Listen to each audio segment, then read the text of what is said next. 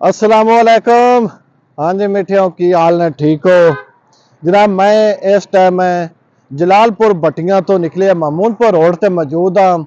अलहमदुलिल्लाह इस रोड का जरा बकायदा तौर पर काम शुरू हो गया। तुहानू पता है भी इस रोड का जितना कस्ताली का शिकार से ना, टूट फूट का शिकार इंतहाई नाकस रोड से सैलाब तो बाद सूरत हाल बनी है। ਤੇ जनाब सब तो पहले असी सूबाई पार्लिमानी सैकटरी मियां शहद हसन भट्टी का शुक्रिया अदा करने। लेकिन वैद जिले हफजाबाद विच यह रोड है जिन्हें ते बकायदा तौर पर काम शुरू अज जरा हो चुके हैं। तो यह जनाब मेरी वनीके रोड है।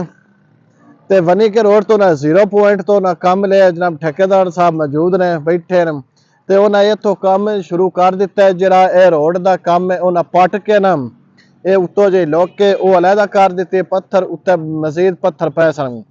तो इन जेड़े रास्ते हैं तो आवाम इधों आउंदी है या जिन्हें महमूदपुर या दीगर पिंडा जाना है वो इस जरा ना कोई होर ही रास्ता उन्हें इख्तियार करन या पेट्रोल पंप तो लैके ठट्टे कांजुआ नूं रास्ता जाता है उतों तक ये जाना है जनाब।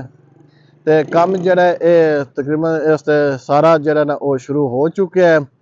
तो जनाब असी एक बारी मुड़ सूबाई पार्लिमानी सैकटरी मियां शहद हुसैन भट्टी साहब का शुक्रिया अदा करने बई जिन्हें इस महमूदपुर रोड का जरा वो काम शुरू करवा दिता गया।